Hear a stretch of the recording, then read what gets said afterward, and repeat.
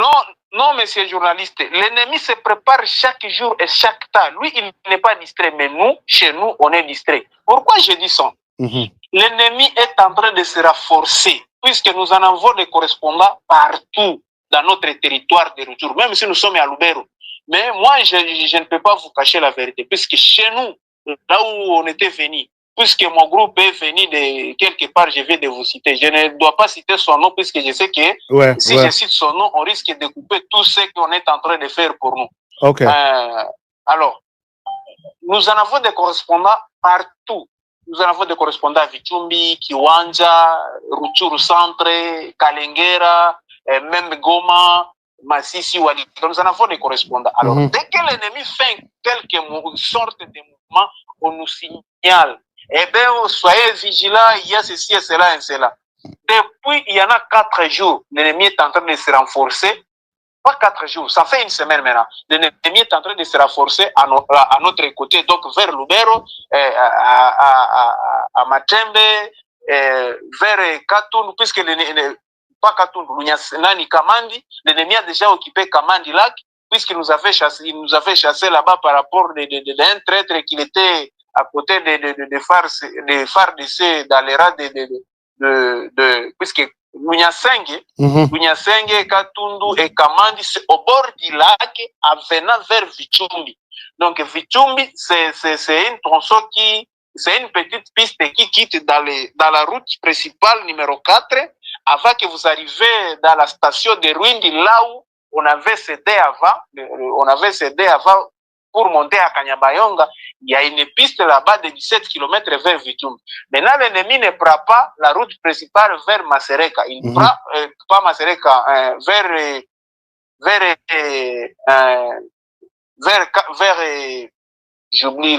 Kassé Kirumba. Alors, il ne prend pas la route de vers Kassé Kirumba pour venir nous attaquer. Il prend maintenant la raccourci de Vichumbi, Kamandi au bord du lac, pour venir attaquer Kavinyonge, puisque Kavinyonge et Butembo, c'est presque 200 et quelques kilomètres. Ça peut être au moins 200 à 100 et quelques kilomètres. Puisqu'il y a des collines, des montagnes comme ça, bon, ça peut prendre beaucoup de temps. Maintenant, il voit que s'il prend cette destination, ça va être très lourd. Mais il cherche maintenant à couper la raccourci de Kamandi, il monte vers Kipese, puisqu'il est déjà Kipese, il prend la route Masereka et il vient de contourner, il va contourner maintenant Lubero, et pour que Lubero cède et se retrouve vers Musienene Butembo, et là où maintenant le FARDC qui se retrouve à Lubero va décrocher pour venir se retrouver à Butembo, et pour que l'ennemi qui est dans l'agglomération de Kitsumbiro prend la route maintenant vers Butembo. Donc, il cherche maintenant de déstabiliser le côté gauche, et tandis qu'il va attaquer la côté droite. Et maintenant, dès que l'ennemi est en train de se renforcer, l'ennemi se renforce il y a une semaine. Et puis le UPDF nous attaque derrière. Et maintenant, on se demande, si on décroche... Donc, vous êtes affaibli. L'ennemi se renforce. Ouais. Nous sommes dans le dilemme. L'ennemi se prépare de nous attaquer et l'UPDF nous attaque derrière. Notre gouvernement se pense à quoi? Et tandis que le gouvernement nous avait informé que l'Ouganda est notre allié dans les opérations et qu'il est en train de mener là où nous y sommes. Aujourd'hui, l'ennemi se renforce et l'Ouganda tourne vers nous. Maintenant, on se demande, l'Ouganda est à côté de nous et ou bien l'Ouganda est à côté de l'ennemi. Puisque si on décroche ici, je ne vous mens pas, mon frère, si les Ouazalais nous décrochent dans toutes les entités que je viens de vous citer, automatiquement l'ennemi va progresser jusqu'à Butembo et Beni. Puisque son ambition, c'est prendre Lubero, Butembo et Beni. Alors, l'UPDF est déployé dans toutes les entités là où nous y sommes. Donc, il y a Kavinyonge, l'UPDF, il est là. À Masereka, pas Masereka, à Lubero, l'UPDF. À Kasuo, l'UPDF. À Mangurujipa, l'UPDF est là. Alors, l'UPDF qui est à Mangurujipa et Lubero commence à larguer les bombes vers Kasuo, là où nos groupes qui est dans nos synergies se basent. Maintenant, nous, on se demande, nous... Eyindi, nini ekomeli Tatu Vitalo na aéroport Yandjili, débarqué Azali Kolela, direction Cité de Loya, le calendrier pe agenda ya mokonzi ezali ya otonda bazongisie avec humiliation ya à s'enregistrer na batoyo bazali na mulongo ya kokutana na chef de l'état mokonzi ya mboka Félix Antoine Tshisekedi Tshilombo. Mbote na bino nyonso tout, bienvenue na numéro na bino ya décryptage de l'actualité politique eza ya koyinda na kati to libanda awa banguna bakomi mbwakela monsieur Corneille Nanga azali koluka à tenir point de presse Kigali et Bengue Lobby point de presse ça le matin parce que balingi ba remplacé par Laurent Kunda Batouari. Hippolyte Kanambe depuis son retour tension et que zongi au sein de l'AFC na minute yoyo ba yimbo ka Congo bota la koma ba komi kokanga ba jeune forcément par le rebelle du M23 pour te ba kende kokota na rana bango parce que ba moni était retrait ya 1500 militaires rwandais oyo ba uti kozonga ndeko lobi nini na lobi ba uti kozonga leur rang ezali bongo diminué yango zali komona bali kokanga na sake même lobby na marché ya Goma bakangi ba jeune na makasi pote bakende formation militaire nyonso wana na yeli bino yango awa pona to décrypter yango metata mokonzi ya mboka akende France to akende te na liko pesa bino l'altitude la possibilité de vous prononcer dans les commentaires que le chef part ou qu'il ne parte pas parce que Emmanuel Macron awanali kosolo la nabino atindi invitation pote mokonzi ya mboka akende kokutana na ye dans une rencontre trilatérale ye Kagame na Félix Antoine Tshisekedi Tshilombo. Ponanga Fachi ne doit pas partir. Quel est votre avis? Bayimboka Congo ezali sondage oyo peuple congolais a se prononcer yango wana na lobby partagez l'émission, le bonne nouvelle s'accumule, partagez l'émission. Fachi atomboki linani Tatu Vitalo, bayambi ete, humilié et chassé, nini ekomelié. Et kozala bongo maman na sujet toko développer awa parce que toza na système ya koluka les infiltrés internes tozongi sabango et pas ina bango. Le Burundais doivent rentrer chez eux, les Rwandais doivent rentrer chez eux, les Ougandais doivent rentrer chez eux. Parce que nayokaki na sala na mise au point na yebi ke boza déjà yebele ozozela communicateur de la République babengani na présidence iyo monsieur babengani je confirme babengani nini elekaki kuna awa nazoye bisabino ke Tatu Vitalo azalaki débarquer tangu ba débarquer na aéroport ayebaki te que la haute hiérarchie esi etindaki maloba Tatu Vitalo ne pouvait pas quitter Kinshasa. C'est pour la 3e fois. Mais pourquoi Lingia Longwa? Pourquoi Lingia Bima Kinshasa? Non, toza na vacances parlementaires. Vacances parlementaires au kokyo kende na walungu te. Okokyo kende na base na yote il faut bimaka kalibanda okende wapia kende pa ya mentor na ye nani nazali na bino aw mais mise au point na monaki réaction ya batebele batindelinga ba certaines vidéos ya ba bazimo sangmoko boye bazali ko s'attaquer na armée na biso balobi makambu mwana Museveni alobaki yango ye bandi babandi ko déloger ba wazalendo ba attaquer ba wazalendo Louvoun. Retenez bien ce que je vous dis Louvoun. Faction ya bawazalendo wana izali bato yo ba rejoignaki M23. Est-ce que bozali mémoire na bino ezali courte? Rappelez-vous que tango M23 ekomi na Goma, Kabido oyo ba utaki kokanga batindie na Kinshasa asalaki faction akabolaki bandambu wa parti oyo akendaki ko rejoindre M23. C'est cette partie-là où va rejoindre M23 que le phare de ces NAIPDF ba atakaki. Awa na boyebi ke ngai na lobaka bosolo. Soki mabe ezali na lobi awa mabe. Soki bosolo ezali na lobi awa ezali bosolo. Bako sabino te peuple congolais. Makambu bomoni wana ezali batoyo ya wazalendo bakendaki kokota avec Kabido na M23 na ba terroristes. Donc on les considérait déjà comme des terroristes. C'est ainsi que l'armée a organisé une offensive na ba localité oyo bango bandaki ko contrôler. C'est ainsi que depuis hier toutes ces localités là sont passées sous contrôle de forces armées de la République démocratique du Congo. Mais ba opération salemaki pour être un peu précis, c'est dans le territoire de Lubero, ils étaient appuyés par l'armée ougandaise comme Bazali na coopération ou Bazali Kosala ensemble pour traquer les ADF ou Bazali terroristes d'origine ougandaise. Alors, Batubaya Koko Sabinote que non, Bomoni, Mona Museveni avait menacé, ils viennent d'attaquer, non, les alliés faction ou soit parti Yabawazalendo Oyo Bakendaki ko rejoindre M23 et ils étaient abandonnés après Oyo Basala qui comme trahison à la nation. Et comme la trahison et ceux qui trahissent la nation bafuta kaka kasuka suka nde omoni bafuti wana. Maintenant tozonga ba yimboka na yebiete bo aimer vidéo bo partager émission boza ebele ya ko s'abonner kozanga te ko pesa ya yo likanisi. Emmanuel Macron vient d'éviter Fachi. Yo lobindengeni Fachi akende to akende awa eyinde li tatu vitalo ba yimboka Congo e ko yinda na lobaki ke tika batwa na bakende. Mais quelque part où nous allons les bloquer. To bloquer bango, to bloquer bango te. Peuple congolais.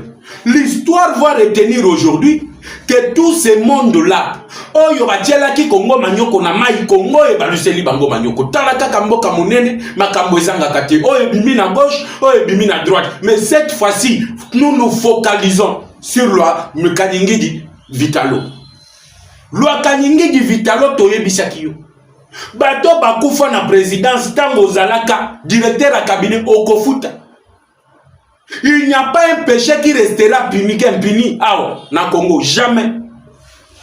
Jamais.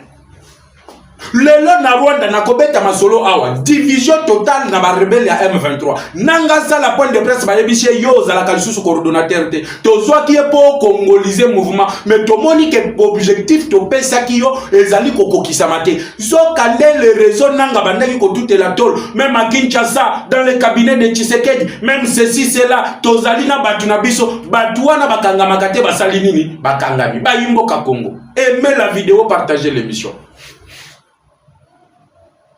Vieux Vitalo akendaki Oya. Pourquoi Vieux Vitalo akendaki Oya? Akendaki Kolukani. Il voulait en savoir un peu plus.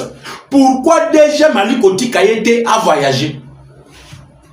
Zokande Moutouana na lobakazali serpent en chair et carne.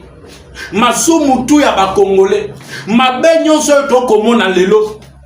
Et outande pa ya ba Vitalo wana. Comme je l'ai toujours dit. Namboko yo, Bible lobaka que maudit soit le pays qui est dirigé par un étranger. Nous étions sous la malédiction parce que Kabila Kamba biso pendant 18 ans, Hippolyte Kanambe son vrai nom. Bolimbisanga pona bengue Kabila. Comme moi Kabila eza comme moi Limiema ya Laurent Désiré Kabila. Yazali Hippolyte Kanambe. Nous étions dans cette malédiction. Hippolyte a cherché à nous infiltrer. Boyebi que Hippolyte Kanambe na loi Kanyingidi Vitalo babanda système politique à la fois. Na 2006, soki ozongi 2002, ozongi 2001, okokuta Tatu Vitalo te. Ils étaient venus avec le même objectif. Et Tatu Vitalo est parti pour la 3e fois. Bazongisie Balobi, tu n'es pas autorisé à quitter la ville de Kinshasa. Et comme pour la première fois, il est parti pour aller voir le président de la République.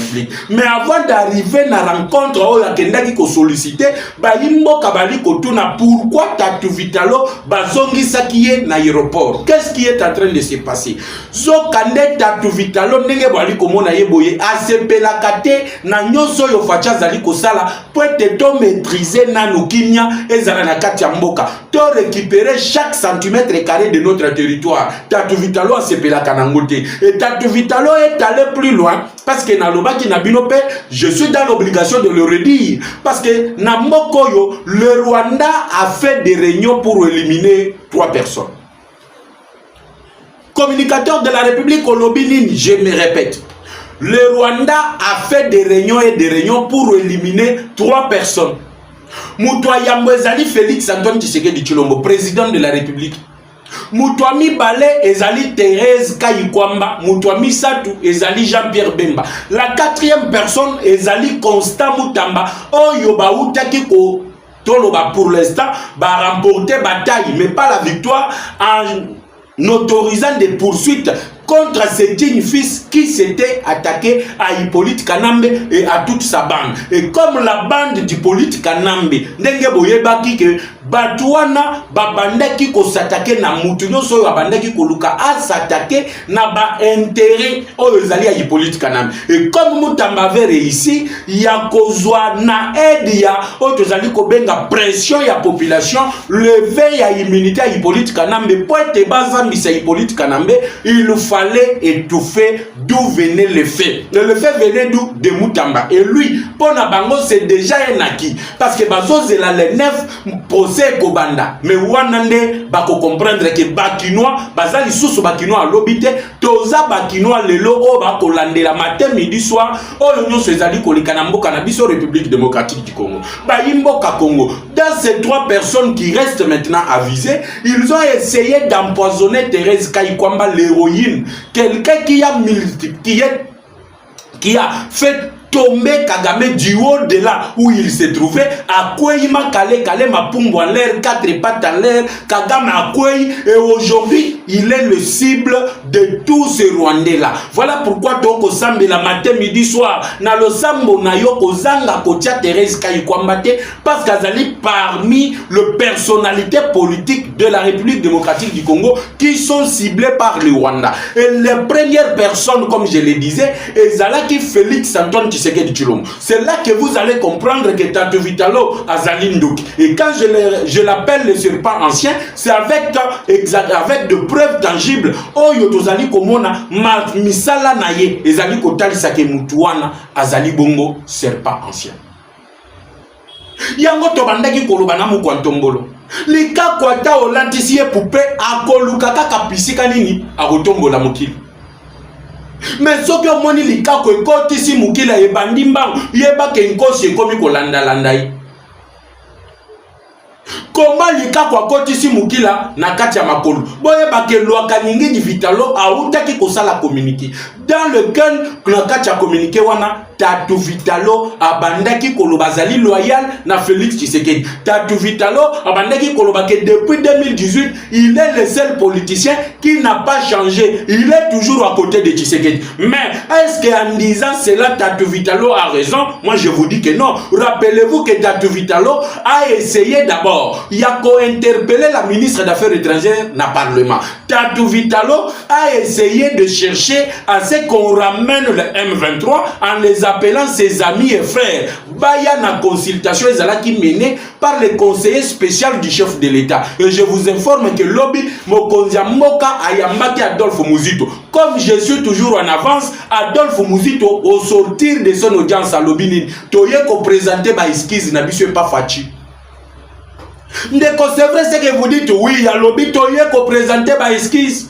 On a critiqué Tshisekedi na ba voyage abandeki kosala toyeba kite que moi na mobali oyo azalaki nde na bwanya en avance koleka biso yango toye ko présenter ba esquisse na biso yepai na ye. Nous avons compris aujourd'hui qu'il a fait agenouiller le Rwanda. Nous avons compris aujourd'hui que les ISA ont changé de camp. Le même Nations Unies, le même États-Unis, oyo yebandaki ko soutenir le Rwanda vient de changer de camp et yena canabiso. Ça veut dire que les Américains ont compris que Tshisekedi a fait vendre tout ce que Kagame faisait ici à Talissi Yango. Ba crime contre l'humanité, crime de guerre, crime oyoboy, Tshisekedi a bimisi Yango sikoyo libanda. Et ils ont compris maintenant que n'a pas preuve oyo tangible.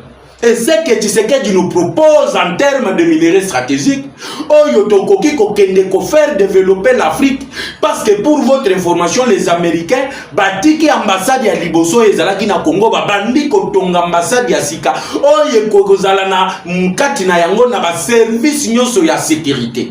Le FBI, le CIA, tous les services là que vous connaissez ya Américains, et kozala ao base nango en Afrique et kozala na Kinshasa. C'est là maintenant que Kagame kama compris que awa ponanga esali nini esili et il a utilisé batuoyo ya ye azalaka na bango matin midi soir o basale la kaye musala na nzela ya Hippolyte Kanambe. C'est ainsi qu'il fallait pas pekisa que accord wana esignamete ba recruter ba journaliste ba recruter ba homme politique ba recruter même les acteurs de la société civile pour commencer à saboter les efforts fournis par Tshisekedi et toute son équipe dirigée par la ministre des Affaires étrangères Thérèse Kaikwamba. Oyo bango moko bali ko viser mais bazali ko zoyete.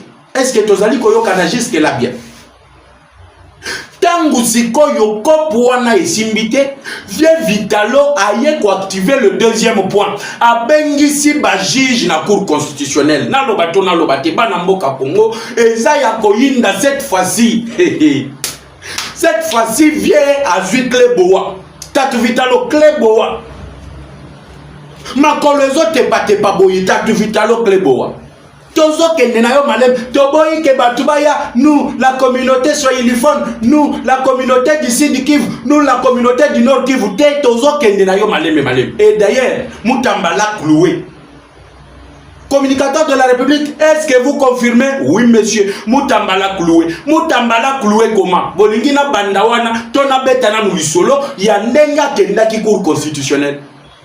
Cour constitutionnelle a kenda ki kosala nini? Yango wana Kini News Live Télévision. Information groupée en détail. Qui savait que Lwakaningi avait déjà activé le plan Yakeba accusé Félix Tshisekedi de haute trahison. Bon, mon qui élection ya cour constitutionnelle banilaki yango pona nini? Point d'interrogation. Liano yango. Na pesa kibino na lobaki na kobanda ko décortiquer point par point. Ya liboso na pesaki, ya mibale na pesi, ya misatu na pesi. Aujourd'hui le quatrième. Et le quatrième est le plus pire scénario que le Congolais pouvait s'imaginer. Tatu Vitalo, lorsqu'il n'a pas réussi, et yé koku tapé que bazala qui na vacances parlementaires, moyen ya koben sa ministre des Affaires étrangères et zala kité. Pour naye il fallait que ministre des Affaires étrangères balongola ye. Ya kolongo la ministre Affaires étrangères pour nanini parce que ministre Affaires étrangères a boyo yoya bandaki o banza neti makanisi comme si la République démocratique du Congo toko bandako vivre na makanisi Lwakaningi du Vitalo. Mayela ngope makanisi Lwakaningi du Vitalo etikala ko apportele ba imboka Congo eloko ata moko te parce que azwa ba fonction totikala komona matérialisation ya makaye le pe makanisi oyoye azali koyebisa ba imboka kazali mayele. Et je vois les gens le dire tout souvent et je vous ai posé la question de savoir soki mutoye bi ata biloko mibale Lwakaningi du Vitalo asia sala na mboko yo na avantage à peuple a komelanga ina commentaire ou soit ta benga na numéro wana ezali affiché que tala caméra sala boy tala Lwakaningi dia sala boy. Rien du tout. Depuis Kabanda na 2006 président de l'Assemblée nationale, tous ces postes qu'il a occupés, absolument rien. Absolument rien. Yaye makanisi. Condition yo batiaki pa ya Fati parce que Fati azalaki na condition oyo alobaki oyo ezali ligne rouge ezali nini buzo ba ya Hippolyte Kanambe to ozongela ngo lisusu te. Buzo bani na Hippolyte Kanambe brassage et mixage, c'était l'une des manières de nous infiltrer. Puis surtout on continue te toyebi ki agression oyo basali suka nango eko bakosenga brassage et mixage. Et tangu tokenda na bango doa ba présenta biso 80 000 militaires qui devraient intégrer les forces armées de la République démocratique du Congo. Et selon le rapport des experts des Nations Unies, na 80 000 militaires wana il y a au moins 1500 militaires rwandais et au moins 250 officiers supérieurs de l'armée rwandaise qui devraient intégrer l'armée congolaise, la police et d'autres services de sécurité en passant par le brassage et mixage. C'était leur plan depuis Ebandeli. Maintenant, qu'est-ce que nous leur avons fait? La réintégration sera conditionnée. C'est là que Tshisekedi Anyati, na Vitalo, na Hippolyte, na Kagame, na Museveni. La réintégration sera conditionnelle. Comment conditionnelle? Il faut toye batata na yo nani, maman na yo na nani. Grand arrière-grand-père na yo. kombo na yenan auta wapi aza originaire à secteur nini asala nini yo pe osala académie militaire wapi ozambila wapi outa wapi tu as étudié où pesa biso CV na yo. Ces conditions-là ont cloué Vieux Vitalo et c'est ainsi que Vieux Vitalo pour stopper ceci. Na quatrième point Yasuka babandaki kolukande la mise en accusation de Félix Antoine Tshisekedi Tshilombo. Pourquoi mettre en accusation Félix Antoine Tshisekedi Tshilombo? Parce que pour Nabango bazali ko estimer que comme tous les traités et accords signés par le président de la République ou soit le gouvernement devraient être ratissés. Na niveau ya parlement, il fallait maintenant pas dire Fati a violé la constitution parce qu'à l'équipe accord oyo ba signé na niveau ya parlementaire. Et comme il a violé la constitution, on devrait l'accuser de la haute trahison. Et la haute trahison oyo bango bandaki kolobela wana ba yeba kite que la même constitution et bandaki nde ko bloquer bango. Ne mission ezali ni koya nazali koye la bino les dispositions, les articles peignon so ezali kotalisa ete Félix Tshisekedi azali ya Nzambe malgré ba piège bali kotandra ye, il est en train de s'en sortir moko sima mususu et cette fois-ci c'est lui maintenant qui le cloue tous. Ayant appris cela que Tatou Vitalo a contacté le membre de la Cour constitutionnelle et que ces derniers ont fait recours à leur président. D'ailleurs, bon, mon acquis élection est annulée. Je vous ai montré les 3 premiers points. Pourquoi annulé l'élection de la Cour constitutionnelle et pourquoi ça a été envoyé à une date s'inédiée. 1. Pour na bao balanda quitté et zalaki nanu pour na côté le changement de constitution. 2. Pour na kobattre la magistrat oyo bazali na réseau ya Hippolyte Kanambe.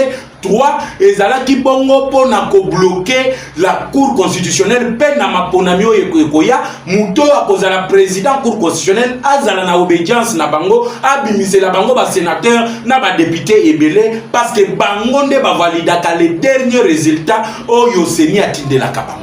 Et le 4e point, c'était la mise en accusation de Félix Antoine Tshisekedi Tshilombo, le président de la République que Dieu a envoyé pour délivrer la République démocratique du Congo. Alors, Banamboka Congo, j'espère que Mutuna Mutu azali ko commenter, azali ko loba, na voyage yo bazali ko inviter mokonzi mboka na Emmanuel Macron. Moi, je vous dis, kokenda fati kuna na uto yebisabino ke eza na complot ya élimination physique à Tshisekedi. Le pire peut arriver.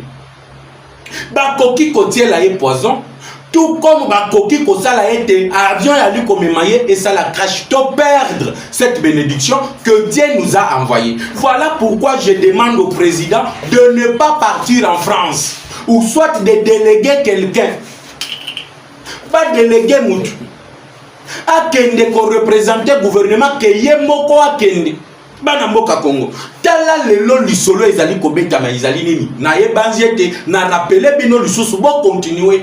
Na ko commenter. Chacun doit dire parce que Emmanuel Macron aza mutu amayele mabe. Toyebi Emmanuel Macron bien, il n'a jamais été pour le Congo. Le temps qu'on avait besoin de lui, Emmanuel Macron a tinde kabiso mukongo. Lelo oyo amoni que Donald Trump a outi ko condamner le Rwanda pour le massacre et génocide oyo salemi à l'est de la RDC et que Donald Trump lelo azali ko reconnaître que bato bakufi na Congo baleki bato bakufa na la deuxième guerre mondiale. Wana Emmanuel Macron ayembangu kosala nini ote ndenge zali boye vous devez vous parler. Mais tozo kendena Kagame d'ici du 9 au 15 juillet otoza na bino tozala na Kagame pa na Washington na bureau au fan na Maison Blanche et pas ya Donald Trump total la sikoy bino boye koluka wa nini. Parce que au moins 5 présidents africains Nangona lobaka ngai na pesaka des informations bien vérifiées. Au moins 5 présidents africains ba oyamba du 9 au 15. Il y aura le président en exercice de l'Union africaine, le président de l'Angola, Joao Lourenço. Il y aura Faure Gnassingbé. Il y aura le président Sadek. Les Zimbabwéens là, il sera là. Parce que Bangonde Bato Balité, pour la guerre, on a un témoin gênant, il y a Paul Kagame. Le lo Kagame Moutouazala qui est tout puissant, l'homme qui se croyait qu'en Afrique, dans la région des Grands Lacs, Personne ne peut le pointer du doigt. Et regardez comment aujourd'hui l'homme commence à être agité. Le Rwanda commence à donner sa propre version. Massadou Boulos n'a pas tardé à recadrer. Oh, il y a version à l'Okuta, oh, il y a Rwanda wana. Massadou Boulos à lobby Washington, Azali déterminé, peut à sanctionner chaque parti ou ekosala ke makambo ba signé ba exécuter yangote. Boulos sake musika lobby le M20 le Rwanda en signant cet accord a officialisé la paternité ya ye oyo azali nango likolo ya M23. Hey. Il a officialisé la paternité qu'il a. Parce que quand on dit le désengagement, yo lobby batunayo bazana Congote, mais tu pars signer un accord où on parle de désengagement. De quel désengagement parle-t-on? Parce que la résolution 2773 parle du retrait. Somme le M23 de quitter le ville et le territoire qu'il occupe maintenant là. Et l'exécution de toutes ces recommandations de Nations Unies et que ça les mananzela, il y a CONOPS. Le CONOPS, c'est un concept d'opération. Nde homonyme balamoko Monsieur Donald Trump. Le prix Nobel de la paix a humilité balamoko a tindi général Naye. Général Oyo, donc il commande l'interarmée. Il sera le directeur du mécanisme de suivi. Mais du côté congolais, il y aura aussi des généraux qui seront désignés. Yamona Ebisi Mokonzamboka, Keba Namutunayo ya maison militaire. Il amènera encore le nom des généraux. Oyonyon Sotokobandosal, Ezaliko filtré, Ezaliko Kende Rwanda. Parce que cet homme-là, c'est lui qui vous a trahi en vous proposant le nom de certains généraux qui ne vous sont pas loyaux, qui ont la double loyauté. Oyo Bazaliko dépendre. Soit na Hippolyte Kanambe, soit na Paul Kagame, soit na Museveni, soit ils ont la loyauté partagée avec la République démocratique du Congo. Voilà le but pour lequel les lots, Tozol est là. Pourquoi Bitumbe Kosilate? L'armée n'a pas été faible. Non, l'armée n'est pas faible, mais l'armée a été infiltrée. L'armée a été infiltrée. L'arrivée de ces généraux américains, il ne viendra pas seul. Parce que retenez, lorsqu'on a pris le contrôle de l'espace aérien congolais, le Rwanda ne peut plus se permettre à survoler l'espace. Dès que tu entres, on te frappe et tu tombes par terre. L'exemple, avion Yaminemu. L'exemple, les drones qui ont essayé de survoler aujourd'hui vers 11h45 dans la ville de Goma ont été abattus. Abattus à partir de la ville de Kisangani où est installé le commandement de la 3e zone de défense. Maintenant au niveau du Rwanda et au niveau de la coordination de l'Alliance Fleuve Congo-Bar M23, M. Nanga est mis hors d'état de nuire. Babengani Nanga. Baimboka Congo batie nanga mupanzi nanga zo comprendre te batali balobi nanga ambition na ye ezalaki ya kokende Kinshasa. Mais l'ambition de Kigali, c'était d'annexer le nord et le sud Kivu et Bandako dépendre de Kigali indirectement. Comment ça? En nommant des chefs coutumiers, en nommant des administrateurs, en nommant des chefs de secteur qui ne sont pas originaires du Congo, qui ne sont pas autochtones du Congo. Voilà pourquoi ils ont utilisé la politique de la transplantation. Et à chaque fois qu'ils conquérissaient le chef-lieu de chaque territoire, il vandalisait tout et amenait les documents importants au Rwanda pour falsification. C'est ainsi que Hippolyte Kanambe, connaissant les jets, Basalaki Yango, Bayokani, Bango Bake Basali délégation qui était conduite par Kikaya Bin Karoubi, Poba Kende États-Unis avec une lettre de chef coutumier, Oyo Bango Bachaki Batutsi Rwandais, Basignaki lettre Wana pour dire qu'il s'oppose à ce qui se passe entre Kinshasa, le Rwanda et les États-Unis. Et il préférait qu'il y ait un dialogue inclusif. Le dialogue inclusif est Zali Kolobanien. Kabila Zala autour ya Mesa. Soriano Danyagno Azala autour ya Mesa. Nanga oyo lelo abandonné azolela bilela lela. Kabila koma kimbeya mbeya ya komisiko bilela lela. Tozoze la point de presse na ye ezali koyo kanate tozoze la point de presse nanga kolobani parce que c'était prévu na Tongo à recevoir meeting de Uti Kigali ba yebisiete na point de presse on il faut biso neto yebiso makambu yo koloba. yo kokyo ya oloba mbala moko boyete zela to pesa yo to tia yo maloba na munoko oyo yo kolo. Et ils vont parler de la situation, il y a négociation, ils allaient au Manakata. Et vous allez voir que Baoye Bisabino ke Kinshasa et ils allaient condimate ba oyo ba condition bango bazali opposer. Et parmi les conditions bango bazali opposer, ils allaient mixage et brassage, il y a aussi l'amnistie. Kinshasa et lobby, on ne peut pas avoir la paix si tout un chacun n'a pas payé des crimes contre l'humanité, crimes de guerre oyoye à Salak. Et plus grave encore, avant même que notre justice et bandayango, la Cour pénale internationale CPI et Outaki déjà Koloba par rapport à violation, il y a droit de l'homme, violation, il y a makambo ezali kota la protection, il y a civil dans un moment de guerre. Vous avez vu des vidéos où le M23 était en train d'abattre sommation na public na bana basi batuto bazawana bazo beta bilenge masasi. Et toutes ces images et autres tambours. Et ça repose sur qui? Sur Corneille Nangaa. Et Nangaa lui plaide pour l'amnistie. Il a envoyé les gens pour rencontrer Tshisekedi, lui dire que awa nazali na singa na kingo. Na sala ndenge nini limbisanga ina ya na luka manière ya okoma. Et ça déjà trop tard. Vous allez payer ce que vous avez fait. Vous allez payer de tout ce que vous êtes rendu coupable. Vous allez payer de tout ce que vous êtes rendu coupable. N'ayant plus la confiance totale à Nangaa, monsieur Kagame et Hippolyte Kanambe balingi ba changer, ba nommer Kunda Batware aya kozwa makambu ndenge azwaka lisusu à l'époque. Bazali kobosana ke époque oyo eza Kunda Batware te. Yango na bandaki koloba na bango depuis bandeli ya guerre oyo que nous ne sommes pas en 1997. Nous ne sommes non plus en 2009. Et pour finir, nous ne sommes pas non plus en 2012. Les générations ont changé. La mentalité a évolué. Et les Congolais ne sont pas les mêmes.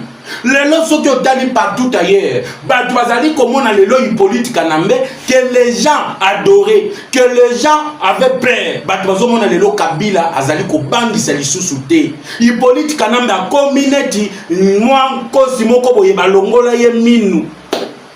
Azali ko bandi sali sous-souté. Le mythe est tombé. Et comme la Bible le dit, ça était toujours vers le soir que les fils maison sont reconnus. Ça a été toujours le soir qu'on reconnaît les origines de tout un chacun.